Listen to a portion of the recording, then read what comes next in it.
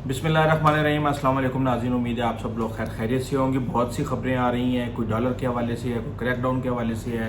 कोई सियासी सरगर्मियों के हवाले से है और कोई मुल्क से फरार होने के हवाले से है। इन सब के ऊपर बात करेंगे, लेकिन सबसे पहले आपको बता दें कि इस वक्त एक नया आइनी बहरान पैदा होने वाला है और कहा यह जा रहा है कि वजारत कानून के कई लोगों की मुलाकात हुई है। सुना है वज़ीर कानून भी उसके अंदर थे, जनाब सदर आरिफ अलवी से, जिसमें उन्होंने ये इशारा दे दिया है कि वो किसी भी वक्त इलेक्शन की तारीख का ऐलान करने जा रहे हैं। इससे पहले भी ये खबर आई थी कि हमारी एक अहम मुलाकात हुई थी, यानी कि सदर साहब के साथ जनाब आर्मी चीफ की और DGI की, और उसमें भी कहा जा रहा था कि शायद वो उस वक्त भी तारीख का ऐलान करने जा रहे थे। तो उस मीटिंग के बाद इसमें ठहराव आ गया, लेकिन फिर आरिफ अलवी लाहौर के विजिट पे आए, 3 दिन यहाँ पे गुजारे और बहुत सी सरगर्मियाँ की, और आज जब उन्होंने मुलाकात की तो उसके बाद उन्होंने ये इशारा दे दिया कि वो इलेक्शन का ऐलान करने जा रहे हैं। और उसके बाद हर तरफ थरथली मची हुई है। कोई ये कह रहा है कि वो ऐलान नहीं कर सकते। अब इसके अंदर जो सबसे शर्मिंदा करने वाली जो प्रेस कॉन्फ्रेंस थी वो अता तारड़ की थी। इस वक्त मैं ये देख रहा हूँ कि सियासी जमातें तो इलेक्शन मांग रही हैं, लेकिन अता तारड़ फौरी तौर पे आए, प्रेस कॉन्फ्रेंस की और उन्होंने कहा कि ये तो सदर का हक ही नहीं है, इलेक्शन कमीशन को इनकी बात नहीं माननी चाहिए, ये एक नया बहरान पैदा करने जा रहे हैं। 9 सितंबर को सदर की डेट जो है वो ख़त्म हो चुकी है, अब उनके पास ये इख्तियार ही नहीं है, जबकि इसका फ़ैसला अभी होना है कि उनके पास इख्तियार है या नहीं है, क्योंकि बहुत से कानूनी माहिरीन जो है इस हवाले से ये राय रखते हैं कि ये जो फ़ैसला है ये सदर दे सकते हैं। सुप्रीम कोर्ट के अंदर अता बंदियाल के पास 5 से 6 दिन रह गए हैं, अब उसमें ये चीज़ हो सकती है, ये नहीं हो सकती। लेकिन bar council supreme court, bar council supreme court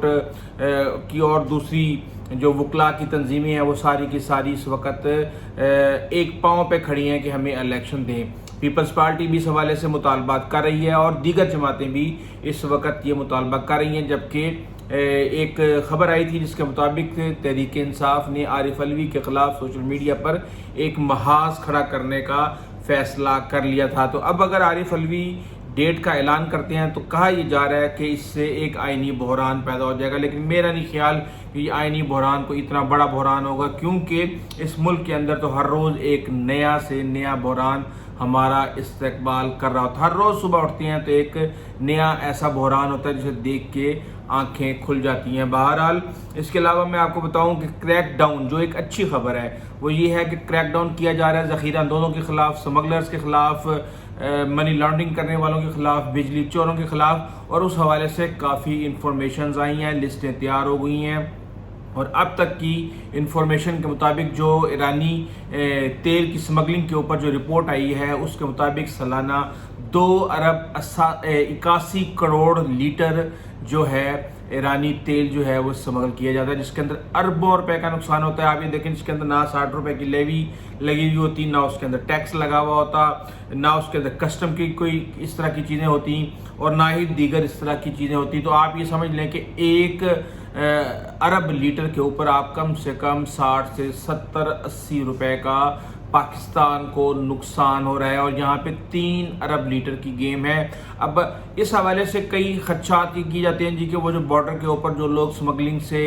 वाबस्ता हैं उनके पास इसके अलावा और कोई ज़रिया मुआश नहीं है, तो इसलिए उनको मद्देनज़र रख के ये काम किया जाता है। मैं ये समझता हूँ ये इंतहाई वीक किस्म की एक्सक्यूज़ है। अब अगर आप यहाँ से अगर 100-150 अरब रुपया भी अगर पाकिस्तान कमाता है तो 10-15-20 अरब रुपया उन लोगों की फलाह के लिए लगाना, या उनके लिए कोई ज़रिया मुआश पैदा करना, या कोई इस तरीके से कोई और चीज़,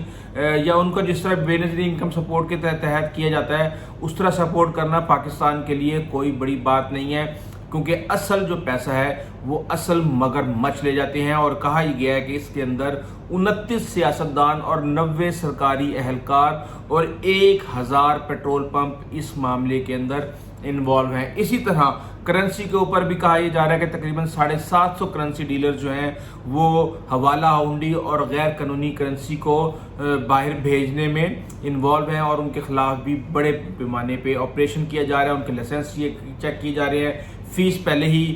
20 کروڑ سے 50 کروڑ کر دی گئی ہے، جو کہ 3 مہینے کے بعد نافذ العمل ہوگی، اور اس طریقے سے ڈالر کی مارکیٹ کے اندر پہلی دفعہ ہم دیکھ رہے ہیں، تاریخ میں پہلی دفعہ دیکھ رہے ہیں کہ اوپن مارکیٹ کے اندر پرائس کم ہے جبکہ انٹر بینک کے اندر اس کی پرائس زیادہ ہے۔ اور اسی حوالے سے ایک اسپیشل انویسٹمنٹ جو فیسیلیٹیشن کونسل ہے اس کا اجلاس ہوا تھا 2 دن پہلے، اس میں آرمی چیف بھی تھے، وزیر اعظم بھی تھے اور دیگر لوگ بھی تھے۔ تو اس میں یہ فیصلہ کیا گیا ہے کہ جب تک ڈالر کی قیمت 250 روپے تک نہیں پہنچ جاتی، کوئی بھی ادارہ، چاہے وہ ایف آئی اے ہو، چاہے وہ قانون نافذ کرنے والے ادارے ہوں، اسٹیٹ بینک ہو یا دیگر ہوں، وہ کوئی بھی سکون سے نہیں بیٹھے گا، اور ڈالر کی جو اصل قیمت یعنی 250 روپے ہونی چاہیے، جب تک وہاں پر نہیں لایا جائے گا اس کے خلاف آپریشنز جاری رہے گا۔ اسی طریقے سے اور بھی اس طرح کی چیزیں آ رہی ہیں کہ ترکھم بارڈر کے اوپر آج 5 دن ہو گئے ہیں بند ہے، اور افغان جو اہلکار ہیں ان کو اس کے اوپر بہت زیادہ تشویش ہے۔ اربوں تو نہیں کہوں گا میں، تقریباً آپ یہ دیکھیں کہ 2 دن پہلے تک 80 کروڑ ڈالر کی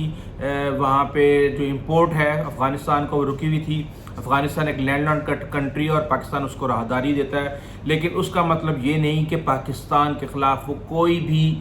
چاہے دہشت گردوں کو پناہ دینی ہو، ان کو بارڈر کراسنگ کرانی ہو، ان کے لیے وہاں پہ سیف ہیون کریٹ کرنی ہو، ڈالر کی سمگلنگ کرنی ہو، اور اس طرح کے سارے کام کے اندر ہم یہ دیکھ رہے تھے کہ افغان حکومت اس کے اندر انوالو ہے، اور ہمیں اپنے مفادات کے تحفظ کے لیے یہ اقدامات ہر حال میں اٹھانے ہوں گے۔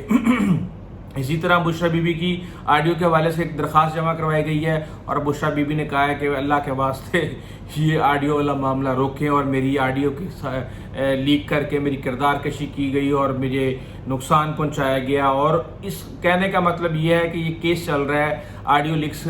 کے حوالے سے، تو اس کے اندر بشرا بی بی کو جو ہے یہ خدشہ پیدا ہو گیا ہے کہ اب جو فورینزک رپورٹ آنے والی ہے اس کے اندر جو ان کے زلفی بخاری کے ساتھ یا دوسرے دیگر جو ان کے نوکر ہیں ان کے ساتھ جو رپورٹ ہے وہ اگر لیک ہوتی ہے اور اس کا جو فورینزک جو ہے وہ واضح ہو جاتا ہے کہ یہ اصلی ہے، تو پھر بشرا بی بی کے لیے بہت بڑی بڑی مصیبتیں کھڑی ہونے والی ہیں۔ جسٹس عطا بندیال نے نیا سال عدالتی شروع ہوتے ہی ایک تقریب سے خطاب کیا، اور جس کے اندر انہوں نے اپنا معاملہ جو ہے، سارے کے سارے معاملے جو ہیں وہ حکومت پہ ڈالنے کی کوشش کی ہے، اور انہوں نے یہ کہا ہے کہ ہمیں آئینی بحران سے یا آئینی معاملات کے اندر الجھانے کی کوشش کی گئی، اور اس کو بیسیکلی انہوں نے ایک ایکسکیوز بنایا گئے۔ 23,000 مقدمات ہم نے نمٹا دی، ابھی بھی 54,000 مقدمات وہاں پہ پینڈنگ ہیں۔ ڈیم فنڈ کے بارے میں انہوں نے بڑی باتیں کی کہ 18.5 ارب روپیہ ہو چکا ہے، اس سال بھی 4 لاکھ روپیہ اس مہینے اکٹھا ہوا ہے، تو اس کا مطلب یہ ہے کہ لوگوں کا بھی اس کے اوپر اعتماد ہے، اور یہ ہم نے اسٹیٹ بینک کے اندر انویسٹ کیا ہوا ہے۔ جبکہ نئے جو چیف جسٹس ہیں ہمارے، ان کی بھی انہوں نے کافی تعریفیں کی، جسٹس قاضی فائز عیسیٰ کی، لیکن ہم نے یہ دیکھا ہے